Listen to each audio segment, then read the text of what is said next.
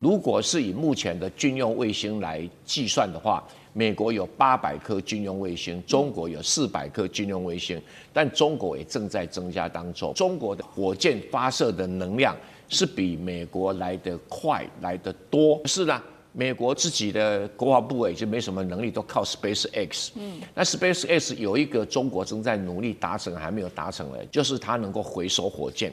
中国大陆现在回收火箭的量，还没有成功，目前为止都失败，可能未来会成功。但是为什么回收火箭在太空上作战很重要？因为太空以后加大的是量，不是你发射多快，你多少火箭可以随时使用。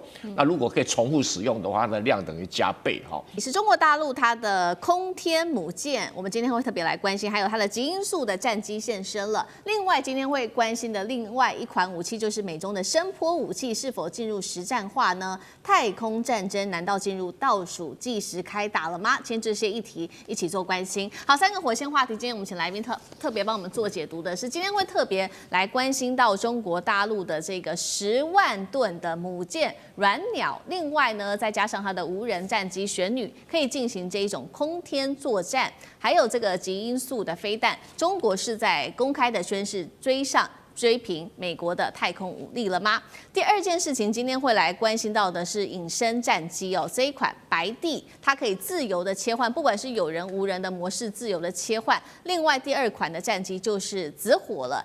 根据了解，它是可以垂直起降，在低重力环境作战的。媒体这个时候高调报道是要挑起针对美国的太空军备竞赛，把美国给拖垮吗？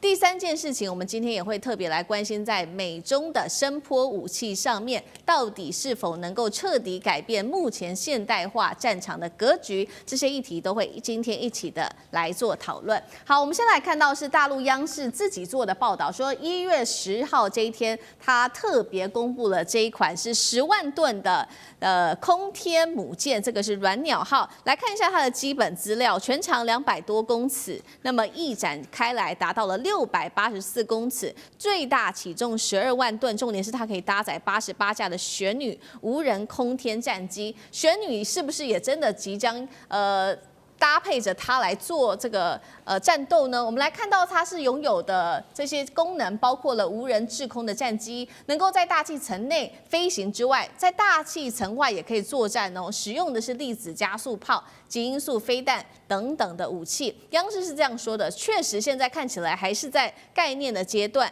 但是未来会致力中国在这种航空跟航天的技术的发展提供重要的方向。也就是说，类似的黑科技会成为未来中国大陆的主要发展方向吗？委员怎么看？中美两国大概目前在太空武器跟太空战争上面发展的相对比较领先的2个国家，而这些太空武器有2个特色，第一个叫 Space Control， 我们一起可以翻译成像制空权一样的制太空的权利，就是控制在太空中的飞弹，以及太空中的卫星的运作哈。第一个叫 Counter Space。Counter Space 叫反太空武器，这是一个攻一个守的概念。你到底有什么能量可以面对对方的太空武器的攻击？而且这个所谓的 Counter Space 里面还包含了一个电子战，如何瘫痪对方的卫星或者击毁对方的杀手卫星。那我们来评估一下，一步一步来哈，就是如果是以目前的军用卫星来计算的话，美国有800颗军用卫星，中国有400颗军用卫星，但中国也正在增加当中。那第2个，中国的火箭发射的能量是比美国来得快、来得多啊。可是呢，美国如果自己的国防部已经没什么能力，都靠 SpaceX。那 SpaceX 有一个中国正在努力达成，还没有达成的，就是什么？就是它能够回收火箭。中国大陆现在回收火箭的量，还没有成功，目前为止都失败，可能未来会成功。但是为什么回收火箭在太空上作战很重要？因为太空以后加大的是量，不是你发射多快，你多少火箭可以随时使用。那如果可以重复使用的话，它的量等于加倍哈。因为太空战未来就是要如何补充被击毁的太空武器以及卫星。那你如果不能补断，你就不能够战争，你的耐久力就不会久啊，耐久力不会。所以在第一个时间，中国会占便宜。那耐久力的话，就可能中国会出现一点点弱势啊。那其他的哈，包括这种非常非常科幻型的武器哈。那当然，目前是在媒体报道。那我们不太了解它的技术资料，至少我看不到太详细的技术资料。比如说，在大气层最高端的时候，有这么庞大的一个鸾鸟的航天母舰，把航空母舰搬到这种半太空去，它有多少的自卫能力？我有点担心，就是防空武器很容易把它击落啊，因为它在上面匿踪也很困难啊。这是第一个问题，因为越大越容易发现，越容易被攻击哈，而且越容易遭到饱和攻击，所以我不知道它的怎么去评估它的在战争中的生存能力哈。那第二个，它当然可以用旋女，那旋女是能够用粒子炮，我所知道的粒子炮现在只能在大气层外使用，换成攻击对象是卫星，粒子炮在地面上因为有空气等等，效果不是那么的理想啊。那所谓极音速导弹武器啦，那可能要依赖比较大的，不是旋女，要依赖的白地啦哈，或者说有没有什么更强的什么直火之类的东西，这个听起来都非常的中国传统的神话的概念，但是在实际军事上，我觉得央视讲对了，是一个概念的阶段哈。那这样的一个计划到底切不切实际？真的还要再继续来检查一下，因为航空母舰在海洋上有它的生存的依据哈，但是你到时候要派那么多的什么叫驱逐飞机去防卫这个航天母舰，可能困难度会非常的高，困难度会非常高。不过现在有创造力，这总是好的啦，但是未来成果如何哈？这个南天门计划可能还要等待孙悟空悟空来检查一下，到底有没有效果。好，刚刚特别谈到的是这个航天母舰，但是另外其实这个刚刚特别提到这个南天门计划里面，其实还有一些比较吸睛的项目，就是有关于他们的战机。那今天特别要介绍的2款是来自于《环球时报》、《人民日报》等等报纸特别去做的报道的2款，这个是第一个白帝战机，第二个是紫火。我们先来看到白帝的一些小档案，我们 CG 上面看到它呢有隐身的外形，加上复杂的可变机翼，那么被形容是会飞的变形金刚，全频段有隐身，然后有人无人模式可以自由切换，无人机来指挥有这种能力哦。那么它也可以更换模组，随时转换任务。第2款我们来看到的是紫火，它的一些小档案，它比较像是未来战场上面的异形角色，棱角分明的一个机身，立场涵道，可以那个轻转动力舱，被视为是可以做的是通用垂直的起降平台，在低重力还有稀薄大气层里面可以做极端的环境运作。老师怎么看？我们觉得很科幻的哈，他也说是目前概念性的阶段。可是你想想看，他是在央视的军事频道叫利剑，这么完整的播出哈，我觉得是不是已经不只是概念，某种程度它已经有一个体系在那边了。就至少大概有一个发展的方向，这是一个大的战略的方向吗？那是不是有一些已经配合了？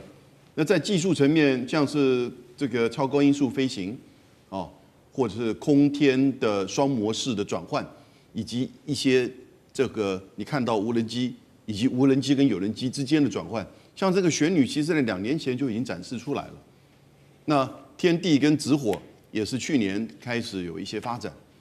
那是不是真的有可能这样子的一个就是软鸟10万吨，其实12万吨了，它的这个母舰能够载88架，听起来真的很科幻了。对。可是换一个角度而言现在已经进入到就是中美之间的这种所谓G2的体制，而最后还是以实力，而大国最后的实力其实还是经济跟军事。那尤其在军事的层面，美国还是全球的这个布局，可是呢，一直以来18世纪到现在的这个霸权都是海权的霸权。那中国大概不会在海权的霸权上面去跟美国做全球的这种竞争，那他就走空，而且走空天，也就是说，你如果自空，某种程度你掌控了卫星轨道，而且这个弹道飞弹防御。雷根时代的星战计划其实就只是一个弹道飞弹防御，只不过是在它发射端，就能够做防御，也就是你进入到大气层之前，它就能够在太空有那个雷射，就直接在你发射端进入到这个在大气层的部分呢，就把你给拦截下来。这是一个当时的计划，那当时这种计划都觉得很科幻，那最后有没有实现？那现在这个计划有没有可能这个远超过所谓的雷根时期的星战计划？它如果真的做到，你这个海权其实根本不重要了，洲际弹道飞弹也不重要了，也就是你基本上其实在太空这个以及大气层随时的进出、掌控轨道、掌控制空权，那你地球自转，你就任何的角度。你都可以去做制空制海的作为。那至于防卫的这个层面，当然它大概有它的思考，也就武器必须要发展。讲到这里哦，还是要强调，蛮科幻的，那是有一些概念。不过这个方向是不是一个正确的方向呢？也就是说，我花大钱去给你搞大海军，哦，全面的跟你去竞争海权竞争，其实那个不一定有那个效益，因为现在的方向不一样。而中国在这一些技术的层面，加上 AI 的这个掌控，跟机器人以及跟它的产业制造的能力，跟它成本跟规模，其实这个方向如果现在有一个概念性的创造，那未来会不会出现，然后慢慢的拼凑起来？我觉得其实要观察的。好，这看起来是这个中美之间在航空航太武器上面的一个竞争。那很多的武器还在概念化，但是我们再来看到另外一个声波武器，美中都有在做的，是不是已经正式的进入实战化了？先来看一下上次，美国总统川普不是派兵去进入到这个委内瑞拉总统官邸吗？那根据了他们幸存的委内瑞拉的士兵的自白，说当天其实有20多名的美军突袭美国总统官邸，而且他们带着是一种未知的科技武器，对数百位的守卫的这些军人方面进行屠杀。他们说类似这种武器，他们觉得就是声波武器。那些士兵说，当时拿出这个武器的时候，他们是完全无法做竞争的，甚至连站都站不起来。那么其实类似的武器，过去菲律宾也曾经指控说，中国大陆对他们的这个海岸防卫队来使用过，是真的声波武器变成已经实战化了吗？张震老师又怎么看？其实啊，这是一个相当传统的这个武器，这个武器发展了已经有几十年了。它通常啊被归纳在非致命武器，它叫 NLW (Non-Lethal Weapon)。它最主要是震爆以及这个群众控制，或是是驱动这个就是恐怖分子或者是歹徒想办法离开。所以基本上来讲，它是让它失能。那这个东西的科技其实这个无论是哪个稍微像样的国家都会就有这个，但是它所谓的声波武器其实也不尽然完全是声波，因为有很多超音波对于人类这个基本上来讲也能造成失能的效应。那基本上来讲，它是一种定向能量武器的延伸。那定向那个就是定向能量武器也包含了这个雷射光能，所以声波嘞，因为声波基本上来讲它是向四方扩散的，它不能就聚能你除非把它变成一个声波束，所以声波束的你要能聚能的话，你就其实相当大，所以能够做到那么轻巧，其实这个有很多这个技术上的困难，也有一些它那个就是环境上这个就是说做不到的地方。但无论如何，这个在未来的战争前景之中，其实是相当有潜力。譬如说坑道战、驻民地战斗、巷战，或者说是这个叫做人家叫做 CQB 这个 Close Quarter Battle， 就是受限制空间内的这个格斗跟战斗，这个其实都非常有它的前景。但是呢，有很多时候这个委内瑞拉这个总统府里头那些士兵他讲说我们完全没有办法。有很多时候，他其实是这个谢责之词未见得是美军真的有这么厉害，如何。我觉得这个是应该要这个就是我们要注意。另外呢，我们还有一个非常这个重要的这个关键，就是说，当初这个带着这个马杜罗总统离开的时候，你有没有注意到他的士兵没有戴任何的护耳罩？假如用声波武器的话，那他们是不是都应该，对不对？你不能用这个武器把自己给伤到了。所以呢，你今天这个任何的武器的使用者，他都必须有相关的配套的保护、自我保护的措施。假如你自己都保护不了，你怎么能够真正来应用？但是无论如何，这个绝对不是新科技啊，这已经做了几十年。但是它没有突破，就是因为它确实有很多技术障碍，也不是那么简单就能突破的。在中美之间的科技战，这个太空方面，难道现在也是擦枪走火了吗？这次亲自点火的人是马斯克。我们来看到的是 SpaceX 旗下他的星链工程的副总裁，在这个此刻突然间出来指控中国大陆。在12月9号这天，他说呢，大陆啊，你发射了这种民用的卫星，而且你在发射之前没有跟我们的卫星做协调。所以导致呢，你们的民用卫星极为靠近美国方面的这个星链卫星系统，最近距离他形容甚至只有200公尺，他认为这个叫做死亡距离，随时可能变成碎片的一个死亡距离。那这一次 SpaceX 特别点名到的大陆的公司，其实就是这一间，我们要来看到的是中科宇航这间公司哦。那它是由利剑1号火箭呢，当时它一次是发射了大概有送上了9颗的卫星，其中特别关注到这1枚的卫星跟星链卫星当时是擦肩而过的，在560公里的轨道高度跟星链卫星擦肩而过。好，这是来自于美方对中国大陆的指控。当然了，大陆听到这样的指控之后，他也回呛了回去。对于美方，他说呢，你过去还不是一样，星链曾经多次的接近大陆的空间站，那么对我们的航天员的生命也构成了威胁。他还认为说，美国还是应该是你在碰瓷才对吧？针对这一起事件到底怎么回事，委员怎么看？对，很显然的，这个 SpaceX 包含 Elon Musk， 他们在这件事情上是刻意的大做文章了哦。那么为什么我要这样讲呢？太空虽然很大，但是也没大到可以摆这么多东西在里头。现在我们的太空其实已经很拥挤了。就大家以为现在太空最多的是卫星吗？不是，太空现在最多的是太空垃圾、太空碎片，最多哦，数量远远超过卫星。那你回过头来看，太空已经相当拥挤的情况之下 ，SpaceX 它当时的计划是什么？它计划要射上去12000颗卫星，做它的星链计划，然后从12000颗最后要拓展到42000颗。现在已经射上去大概将近7、8千颗了。所以太空不是马斯克开的，好吗？就是说，不是说你射上去的时候，太空都是你的了哦。那么别人要射上去的时候，在这么拥挤的情况之下，当然难免会发生这种状况。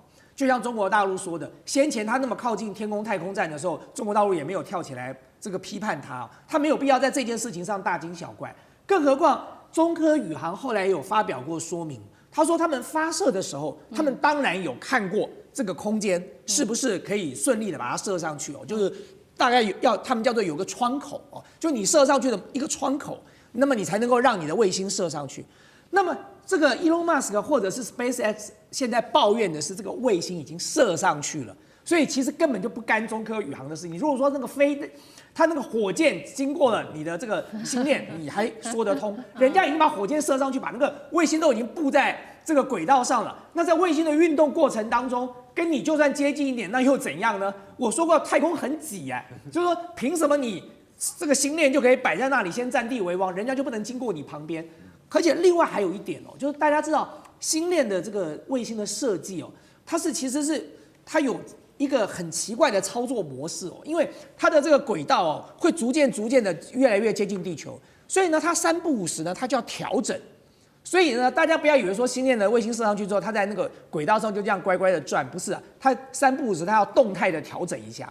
所以在你动态调整的过程当中，人家的卫星怎么知道你这颗卫星要不要调整呢？所以我要讲的问题就是说，未来这种情况在太空当中一定还有很多。星链现在不过8000颗，它就已经在这边跳脚了。等你真的射上42000颗的时候，又不是只有你会射，别人也会射啊。那整个太空都是卫星、太空垃圾、太空碎片的时候，那么到底是谁的责任，都很难讲了。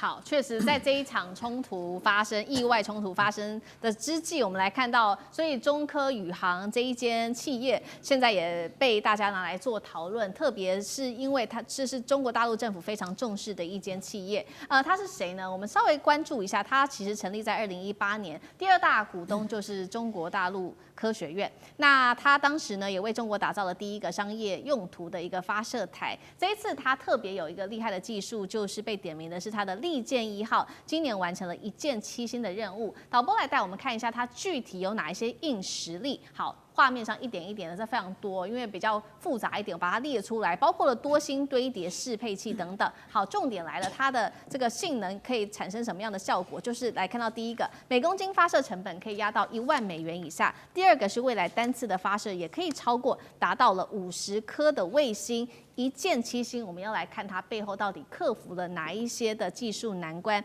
刚刚说了嘛，未来单次发射可以高达50颗的卫星，这样可以改变整个商用市场，重新改写嘛？将军怎么看？未来当然所谓低空轨道的经济是现在各国有太空能力的人都在争取，因为在太空中的卫星它可以做很多工作，除了军事上的任务之外是在商业上面来讲，比如说气象通讯卫星或者是通讯类的，或者是网络类，甚至于科研方面有很多项。所以这是中国发射上去的卫星里面9颗里面有6颗是中国自己的卫星，另外有3颗是别的国家委托它来发射的。包括我们台湾有时候也会委托别的太空公司来帮我们发射卫星，比如说我们的福卫这个太空卫星也是委托别的国家来发射嘛所以未来太空之中卫星确实是很庞大一笔商机，但是这卫星发射成本是非常高的你如果说一支火箭来讲，一次上去只能发射1颗，那你去看以马斯克现在来讲，他已经上去了大概所谓3400颗卫星这个2025年甚至已经到13000颗那么多，那你是不是要发射13000枚火箭才可以达到这种数量？当然，如果说是一次可以上去10颗来讲的话，当然就可以发射1300次，就可以达到这个部署这么多的卫星。那中国来讲，它当然要设法降低我的成本。既然是商业的行为，我当然要考量到我的成本要多少，我当然要考量我的成本能够降低。所以这些卫星发射你知道这次是怎么回事吗？就是这个卫星发射以后，它到达低空，因为你越高，你要用的火箭的燃料会越多，所以它大概到太空以后它就这支火箭就回来了，然后里面这些卫星自己就会升到它自己所望的高度去。它用什么方式？用电的力量将它升到它所望的轨道那个位置所以这颗火箭它已经回来48小时了。那你到底说你美国的卫星在经过是谁的错？那一定是美国的错嘛，这毋庸置疑的。那为了降低成本，当然大家就各自想办法。美国的猎鹰9号，它用什么方法呢？就是回收这火箭发射上去以后，我回收回来，我下次还可以再发射再用那中国用了什么？就是这个是不是用比较大型的火箭？中国现在也在研究了，是不是可以让这个火箭可以回收？但是目前最近的一次实验好像失败了，没有成功。可是以后来讲继续努力，所以一次发射可以带越多卫星，当然我成本越低。那我想中国你要发射越多，当然你的火箭体积要更大，载重要更重。所以我们看到，包括美国马斯克的猎鹰9号，它越做越大，然后发射数量越多，而且能够降低成本。所以我认为这次这个发生这种意外，我认为责任在猎鹰公司了，因为人家已经上去48个小时，你在经过，那么多的卫星，以后怎么避免碰撞呢？地面上面避免碰撞就用红绿灯嘛，对不对？车子互相装红绿灯。那太空之中飞机互相避免碰撞，发生碰撞危机是用什么？用航管那当然以后太空之中这些卫星是不是也要有类似这种机制？我觉得必然会要做到的。各个国家在太空的卫星，你要升轨或降轨然后一定要有一个管制的措施，不然的话，万一发生碰撞。对每一个人来讲如果撞到太空站，当然会对太空人造成生命的危害。那撞到卫星来讲也对整个成本消耗会很大。所以是不是要研究将来有一个太空的航管的一个机制在运行？好，我们现在看到目前这个是在中科宇航他们的目标哦，刚刚特别提到就是要降低它的卫星发射的成本，这是第一个。那第二个，它现在另外还宣布另外一个目标，就是它要投入在太空旅游上面，而且还要把这个太空旅游，第二个要让它完全的商用化。它计划2028年就可以正式载人太空边缘的旅游，那2027年哦，2年后它预估就可以立刻展示首次的飞行规格，它更是列出来说。它要类似 SpaceX， 我们也看到它的规格哦，请导播帮我们看到 CG 列出来。他也说呢，每一次7名乘客飞行10分钟，穿越100公里卡门线，体验3分钟，价格门票是200到300万元人民币。干哥怎么看？好，我跟你讲，这个是大胆的计划，中科宇航。但是我跟你讲，它跟马斯克不一样啊，对不对？为什么？因为它是国家的股份在里面，所以我认为他说明年开始要太空飞机要升空，然后后年开始载人了，为什么？针对富豪卖票了。我告诉各位，这个它的前驱叫做维珍航空，大家知道吗？维珍航空的太空飞机，它是因为是英国富豪布兰森，他在10几年前就已经，他现在已经卖了800张票了。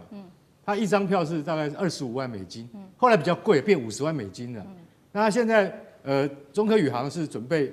明年就开始卖票了。在中美的太空竞赛当中，现在呢，中国大陆的它的杀手卫星称霸太空，那么美国技术是否落后瞎了眼的金琼技术吗？等一下我们一起的来做关心。现在来关心的最新哦，距离地面36000公里的这个高空战场，大陆方面再次的震撼全球。这一次拿出来了，包括它的实践21号跟实践25号的卫星，完成了全球史上首次地球同步轨道卫星。重点来了，是这个加油作业。简单的说，就是大陆现在不只是把他们的卫星送上去太空而已，还给卫星可以做加油维修跟调度它的战力。那么就是几乎是拥有机动作战子这个卫星舰队的意思，而且可以长期的驻守在这种高轨道，扩大它的寿命，随时的临机部署。反观美国，则是要等到明年的夏天才会预计有第一次的卫星加油测试，落后大陆现在时间大概是1年左右，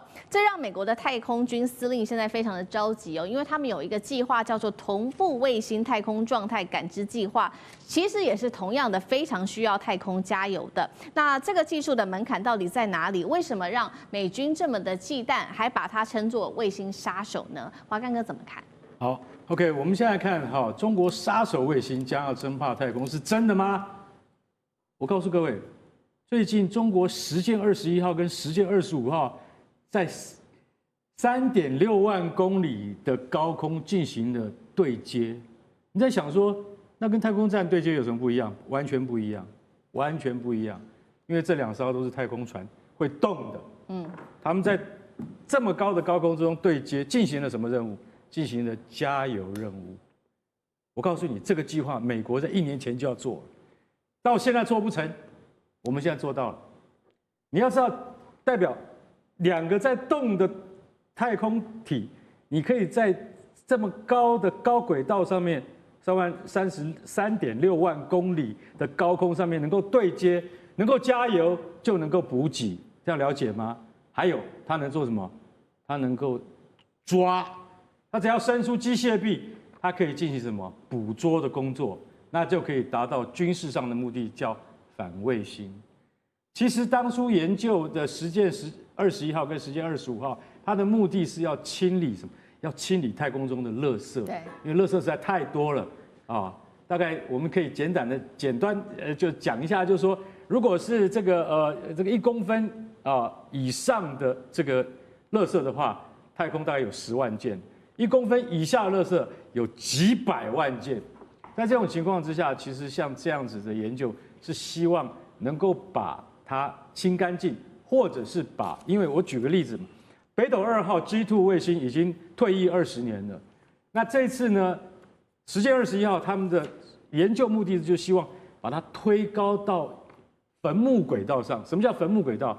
也就是说，我们天空中现在至少有12000个卫星。但是它们都是近地卫星，那你一定要往上面推，因为这些卫星绝对不会通过坟墓轨道。为什么？因为轨道不一样，所以它绝对不会碰到。那你要是太低，那它一这样运行，总有一天，它弹出了轨道之后，它就会碰上正在服役的轨道。有时候你台北突然这个天上就突然都黑了，为什么？因为灯都灭了，为什么？因为卫星都无效了，就是因为被这些太空垃圾给撞上。所以这个计划，我坦白讲一句，它具有非常大的军事用途。美国现在就是很急着跳脚，美国太空军的司令就说：“快点，人家都已经加油都加好了，人家都已经做到这个地步，接下来是做什么？接下来就是可以当成武器级的东西来使用。那跟当年的星战计划相比，它实际的多，而且有用的多，而且中国有的是财力可以支撑像这样子的计划。马上时间25号之后会有26号跟27号。”这个是美国太空军，所以拜托川普，你跟马斯克两个人不要再吵架了，你还叫他把飞龙太空船退役。飞龙太空船如果退役的话，我们是连船都没有得用。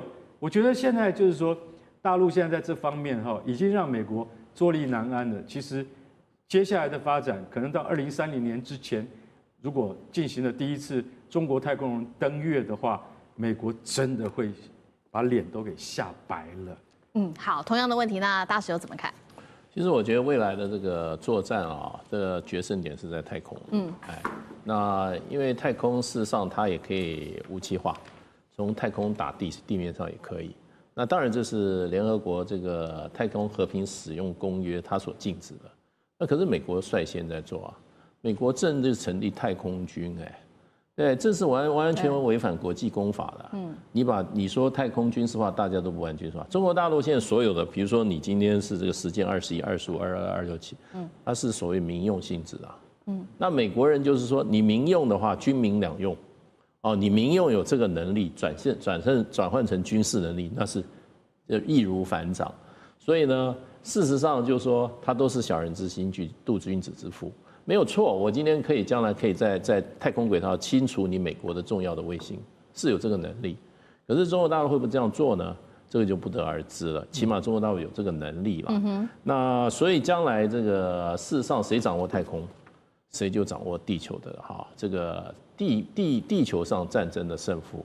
那现在世界上在太空中拥有这个能力的就是有中国大陆跟美国。而且中国大陆，你这个计划它已经走在前面了。那所以就变成就是说，如果中国大陆有一天在太空的这个军力超越美国的话，那美国就跟现在打贸易战一样，中国大陆拿着稀土要什么美国就给什么。这个是物质的力量，物理的力量就是这么强，科技的力量就是这么强。所以我觉得大家都知道。可是呢，现在能够达到这个水平的话，就是中国大陆跟美国，而且呢，以这些资金的投入、人才的培养跟政策的持续来讲的话，那美国不是中国大陆对手。我只能说是这样。美国现在说实话，一下叫民间去做，一下要 NASA 去做，NASA 光一个那个主任吵了个半天。对，美国70年代就可以上月球，可是现在它就上不去。美国的力量，说实话，有的时候科技力量它是会倒退。那中国大陆在过去几十年就不断持续的往前走。所以呢，我觉得中国大陆很清楚，要在地球上不受人欺负的话，就是在太空上有能力。好，另外一个让美国也很紧张的事情，就是因为他们现在不是在川普的打造这个金球吗？中国大陆的这项技术现在说有可能这一波操作可以直逼到金球，尤其是在它的中段地区，就是做拦截的，还有在它的探测层这边，是不是就可以打破这样子的一个探测层？那金球会不会还没有打造好，就已经被中国大陆给破解？像这个又怎么看？所谓这个金球系统现在虽然有些绘声绘影的描述，可是你说究竟是来自于谁或哪一个团队的脑子，已经具体描述了所有的可能，其实没有。所以它基本上还是从过去曾经讨论过的，包括美国自己本身的所谓的这种太空防御能力的这种，包括特别是对于导弹的防御能力的部分，大家从原本好像讨论过的，而且美国国防部有兴趣在当时探索过的计划里头，在里头大家试着找出一些蛛丝马迹。所以我们首先看金球计划是这样子，我在看任何事情都先看时间跟钱啦。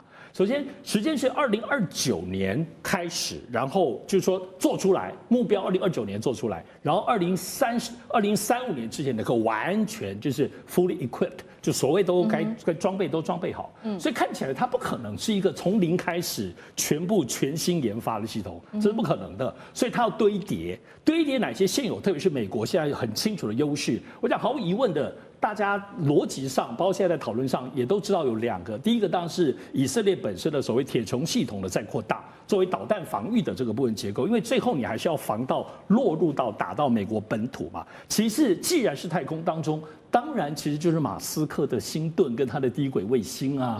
可是你说现在真的可以吗？看得出来，川普最近对于马斯克，当然大家已经翻脸了。他现在全部都在拥抱 Amazon， 因为 Amazon 那边同时人家也在做这种低轨卫星。可是要知道 ，Amazon 它所发展的低轨卫星跟马斯克不一样。马斯克是因为他用强大的这种技术力，所以他发展的并不是只是民用，它太强了，强到民用也可以，军用也可以。可是 Amazon 他们原先做的是纯民用哦，就在这里头，大家先前投资的架构其实是不太一样的。因此，现在我们在讲这些技术力的堆叠，如同刚刚大使所提到的，好吧，你2029年真的初步做出来了，到2035年之前，以我们所了解中国大陆此刻现有的航太技术，妈呀，10年后中国大陆都不知道已经强到哪里了。可是你现在所做的是此刻2025年的需求跟规划，所以当然你会不断的修改，只是这些修改目前看起来，马斯克的星盾如果没有在这其中，你真正最厉害的东西是什么呢？那我们来看到这是法新社最新的报道说呢 ，NASA 的代理署长亲口证实哦，他说半年之内就会来做拍板，选出2个商业团队会来启动月球跟火星核能反应炉的建制计划，目标2030年前就要能够发射升空了。那为什么这么急？就是因为他现在看到眼前，不管是大陆跟俄罗斯都已经正式的出手了。他们在5月份的时候，中俄签下了这一份协议。计划在2036年的时候会完工的是国际月球科研站，并且抢先会建好月球核电厂，接下来就可以替他们的这个科研站来做供电了。那到底美中俄来竞争，谁能够抢头香？赖老师怎么看？我个人是认为啊，目前美国说要在2030年完成，我觉得可能性不大了。如果我们以马斯克当初所解发出来的讯息作为依据的话啊，因为他当时有伸手到那个 NASA 嘛，然后他也建议 NASA 的这个领导人要更换，因为 NASA 的整个工作人员的年龄偏大了，大概平均大概在53到55岁左右，大陆这边大概在33到35左右，所以大陆的这个太空的工作人员的年龄比 NASA 还要年轻。第一个，第二个呢就是效率大陆确实是比较好。啊，那现在在美国来说，它会出现第一个就是人才够不够的问题。第二个，为什么？因为马斯克他说，大陆的登月1都已经做出来了，而美国还没有。那你登月1都还没有，啊，还有就是大陆的登月的都已经成功了好几次了，美国登月半成功，因为它的那个登月器上去以后就卡住了，我们叫开叉了啊，一只脚卡在上面，一只脚下面没办法动，没有多久以后，它的翼板展不开以后它就死亡了，啊，就这么简单。那换言之，也就是说，美国登月的选址还有登月的这个控制遥感的控制能力，事实上是已经没有到很成熟了。如果很成熟的话，你一定是选址选得很好。第二个，你的落地姿态要很漂亮。那它很明显的就选址没选好，落地姿态并不好，那是代表它的控制能力比以前弱了。那过去它有登月，但是它这个技术很明显的没有 update， 然后后面也没有人能接班，太空1也没有。然后以现在美国的政府的预算那么的紧张，川普每天在盯着美联储看，就是因为他们快要破产了。然后你要给这个 NASA 多少钱？还有就是发动机，前段时间洛马是负责这个发动机的，可是问题就在于美国为什么好几次太空人接不回来，就是因为它的发动机不够。在过去有很长的一段时间是向俄罗斯购买发动机，现在美俄的关系不好，你的发动机购买就不见得能够很顺利。那再来就是你要把这么大的一个核设施能够放上去，你的推进器要够大，那你的基本上你的登月器并没有根据你的发动机的需求而扩大，那你这些工作都要做，你什么时候能做完呢？你现在5年内，我认为5年内这个 NASA 的主任这个讲大话了，5年内一般估计是做不到的。好，再来我们看到，那大陆其实在月球上面还有另外一项计划，今天要带观众朋友来看的是这个全新的计划，这个是月球土哦，可以变成水。等一下请委员来带我们看这个计划。它是中国科学院的教授团队，这个是王军强教授团队研发出的，这个叫做全新的治水技术，怎么用呢？就是它使用月球的土壤加上内源氢反应哦，那透过一种罕见的结构材料是月球钛铁矿，就可以稳定产生出水。那这个水是说1吨的月土可以产生出超过50公斤的水，等于100瓶的矿泉水。委员怎么看这个黑科技？这个黑科技的理论是早就存在，但是技术上一直不成熟。中国大陆在这方面的研究似乎比较成熟了一点哦。那简单来讲啊，就是什么叫水？就是2个氢原子加1个氧原子 ，H2O 结合就是水。那地球没有水，那怎么办呢？我们就要先找到月球没有水，我们先找到氧。那氧从哪里来？我们现在早就知道说，月球上有很多氧，它藏在哪里呢？藏在一些细酸盐的矿物，还有金属氧化物，还有因为陨石撞击的玻璃状的矿产哦。那所谓细酸这个盐矿物哦，什么橄榄石啊、灰石啊、斜长石上面都有，还有金属氧化物，包括氧化铁啦、氧化钛啦。或者是钛铁矿啊，什么3氧化钛铁啊，都有氧。那你如果把这个氧从这个矿物里面提炼出来，然后这是个技术。第2个技术呢，它叫内源氢跟外源氢。什么叫内源氢呢？就是月球本身上有的氢叫内源氢。那外源氢呢，因为月球没有大气层，所以长期受到那个太阳黑子所发射的太阳风，就是我们所说的北极光。那北极光的粒子里面带有很强的氢原子，然后冲击到了月球，有一部分的冲到月球土壤里面去，那有一部分就是月球表面哦，没有到土壤里面去，所以从外面来的我们叫外源氢。但是在月球本身啊，因为月球事实上有土壤底下有火山活动，那火山活动里面本身就含有很高的这个氢以及氢化合物啊。那如果再加上外源氢来的这些土壤中，随时随地都有这种太阳风冲击来的氢原子，如果把它收集起来，前面是分离出来，后面是收集起来，那2方面呢就能够把它蹦，那就可以产生什么？产生这个水。不过成本很高就是了哈。这个大概1吨的土壤可以产生50公斤的水。50个人用1天就要1吨的月球土壤哦，这个成本也蛮高的。不过好处是说，你让月球土壤把氧给抽出来的时候，剩下土壤的矿物质还是可以使用，所以你就要去为了这个矿物质找，比如说钛矿、铁矿，找到一个新的用途。那这样子的话，就可以形成一个月球很独特的水产业。那我们地球上的水产业就是河流啦、海洋啦，但是月球上的水产业竟然是从矿石里面去挖出来，就是很独特。那大陆上在这个整个分离出氢以及这个分离出氧以及这个收集到氢的技术，据说有比较突破性的发展。要不然这个月球水的梦想，早在科学界都想了很久，可是工程技术上无法突破。那现在可能这个大陆上已经突破这个技术了，那我们就祝福他。也许有一天在地球上有人开始卖月球水啊，1瓶这个1万块都有可能。那一定很贵，很珍贵啦。对，好，这个黑科技我们刚刚看到的是这个月土可以产水，那另外一个黑科技就是燃料可以产电，这个同样是在月球上面。那这个燃料叫做核融合的梦幻燃料叫做氦3这个元素，等一下请孝瑋哥来带我们看。那它要如何来做精炼呢？它是上海卫星工程研究所计划说，在月球上面要打造一个价值180多亿美元的磁浮设施，然后用旋转的方式就可以把这个氦3同位素从太空射向地球，再做精炼。那如果精炼完成，我们来看一下它的单位，就是说20吨的氦3，它可以产生全年大陆的发电都会没有问题。夏伟哥怎么看？哦，的确，他们这个想法目前看起来感觉好像很异想天开，但是有没有办法能够把它落实来，也就看未来中国大陆的这个太空发展的这样的实力而定。为什么？因为你要能够在月球上建造那么大的一个生产氦三的这个设施，而且还要弄一个这个磁浮哈，然后能够让它产生这个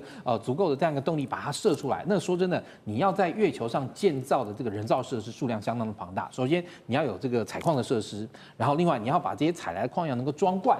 然后装罐之后呢，你要能够让它能够有磁浮的这个速度产生，而且磁浮依靠什么？靠电力，也就是你在月球上一定要盖一个很大的发电厂。所以当然你看现在他们也说了，我们要准备在这个2036前在月球建成这个月球上的这个核能发电厂。但核能发电厂也不是说今天你能够那么轻轻易易的就能够把地球上所需要这个组件大量的运到月球上去，这些都考验就是未来中国大陆跟俄罗斯之间这个太空运输能力。好，真的运输能力一切都好，如他们当初所设想的 STP 下通通完整了，标准状况下完成了。那这时候你今天这个开采出来具有氦三的这个氦三矿要怎么办呢？它要装到铁罐里面，磁浮这个东西就非常有意思了。为什么？因为它的那个思维逻辑的原理是因为月球的引力比地球小，所以相对来说，你把这些东西把它发射升空上去要能够脱离月球引力的这个速度进到月球轨道，然后再脱离月球轨道的引力速度，然后回到地球，相对来说会比从地球上那个发射出去要容易得多。我们地球发射出去你要突破第一宇宙速度，也就是每秒7.7公里，那这个时候你要用多少的这个燃料才能够让你的这个物体达到7.7公里，而且你要脱离这个第一宇宙速度，你要能够脱离地球的引力掌握，就是要比每秒7.7公里还要快。然后这个时候你要花费多少燃料？那这个时候，因为好，你虽然说月球，因为它本身只有这个地球引力1/5嘛，也就是至少你这个速度也要达到这个每秒大概2公里左右吧。那这时候你这个要能够让它运用磁浮的这个方式，它一定是个环形的轨道。然后呢，这个环形的轨道让这个它要发射这个矿物罐然后在上面一直转得非常快。然后等到突然呢发射出去，这个时候因为你东西已经在做那个环状运动的时候，它只要你一旦停出，它就会沿切线方向飞出去。那这时候你要能够把它的这个速度先加速到每秒2.2公里左右，才有2公里多才有办法能够脱离月球的这个第一宇宙速度吧？是不是？所以整体来讲，它这个工程其实绝对是相当浩大的。那至于说有没有办法可能成功的话，这个梦想这个很美满，现实那个到底是不是骨感呢？也就我刚刚讲，也就是要看到这些美国跟中国大陆跟俄罗斯它这个运输能力，因为你要能够把这些东西从地球上搬到月球上去才行嘛。那这个时候就要考验到你，第一，你要能够花多少的这个能量把这些东西先搬到地球轨道上，一定要有一个转运站，然后转运站把伙伴通弄好之后呢，然后再加速脱离地球的这个引力圈，然后。